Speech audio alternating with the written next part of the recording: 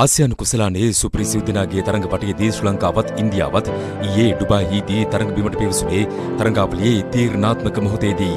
Dubai පිටියේ තීරණාත්මක කාසියේ වාසිය දසුන්ගේ පැත්තට කැරකී ගියේ රෝහිත් ශර්මා ප්‍රමුඛ ඉන්දියානුවන්ට මෙම තරඟයේ පළමු මානසික වෙඩිමුරය එල්ල කරමින් දෙවරක් නොසිතාම දසුන් ඉන්දියානුවන්ට පළමුව පන්දුවට පාර දෙන්නට ආරාධනා කරද්දී සිය නායකයාගේ තීරණයට උපරිම සාධාරණ ඉටු කළ මහේෂ් තීක්ෂණ රාහුල් ලකුණු 6කට දවාගත්තේ ඉන්දියානුවන්ගේ ගමන ආරම්භයේදීම කඩා දමමින්. ඉන් නොනවතුණු ඩිලිෂාන් මදුශංක ලකුණු මැෂිම ක්‍රියාත්මක කරන්නට පෙර විරාත් කෝලිට යලි ක්‍රීඩාගාරයේ සුව පහසු වසුනක් වෙන් කළා.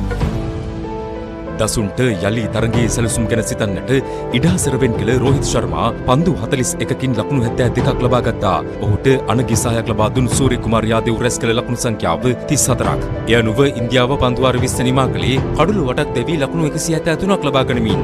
වමත් පන්දුවෙන් ඉන්දියානුවන් අන්ද මන්ද කළ ඩිලිෂාන් මදුශංක ලකුණු 24කට කඩුළු 3ක් දබා ගනිද්දී දසුන් ශානක සහ චාමික කරුණාරත්න කඩුළු දෙක බැගින් විදහෙළුවා. අකණ්ඩව තරඟ දෙකක් හඹා ගොස් ජයගෙන තිබූ ආත්ම විශ්වාසයෙන් සටනට පිවිසි ශ්‍රී ලංකා කණ්ඩායමට සාර්ථක ආරම්භයක් ලබා ගන්නට පැතුම් 20කට සහ කුසල් මෙන්ඩිස්ට හැකි වුණා. කුසල් මෙන්ඩිස් ලකුණු 57ක් ලබා ගනිද්දී පැතුම් 20ක ලකුණු 52ක් වාර්තා කළා. කෙසේ වෙතත් පැතුම්ගේ මෙම දැවි යාමෙන් අනතුරුව ශ්‍රී ලංකා කණ්ඩායමට නොතිබුණු පීඩනයක් ගෙන දුන්නේ චරිත් අසලන් එල්ල කළ මේ දුර්වල පහරයි. ඉන් උපරිම පරණලාගත් රවිචන්ද්‍රන් අශ්වින් ධනුෂ්ක ගුණතිලකත් ඉක්මනින්ම ක්‍රීඩාගාරයේ අසුනක් වෙන් කළා. ශ්‍රී ලංකා කණ්ඩායම මෙල්ල කරන්නට කොනක් සොයමින් සිටි ඉන්දිය ක්‍රීඩකයන්ට ලැබුණු අවස්ථාවෙන් රිංගාගත් ඔවුන් ලකුණු 13ක් තුළ කඩලු 4ක් දබා ගත්තේ තරගයේ පීඩනය ශ්‍රී ලංකා ක්‍රීඩකින්ට දෙගුණ කොට පෙරලා ලබා දෙමින්. ඒ වන විට සියලු පීඩනයන් නායක දසුන් චානක සහ බාහුක රාජපක්ෂගේ උරමතට වැටෙද්දී ජයග්‍රාහී ඉලක්කය පන්දු 35කින් ලකුණු 64ක් බවට පත්ව තිබුණා.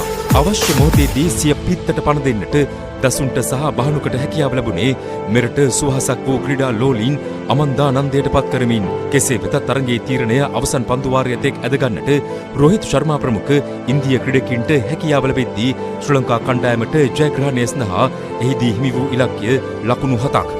ලකුණෙන් ලකුණට පවා තරග කරමින් ඉන්දිය කණ්ඩායම ශ්‍රී ලංකා පිතිකරු යුගලයට ප්‍රබල පීඩනයක් ගෙන දුන්නා.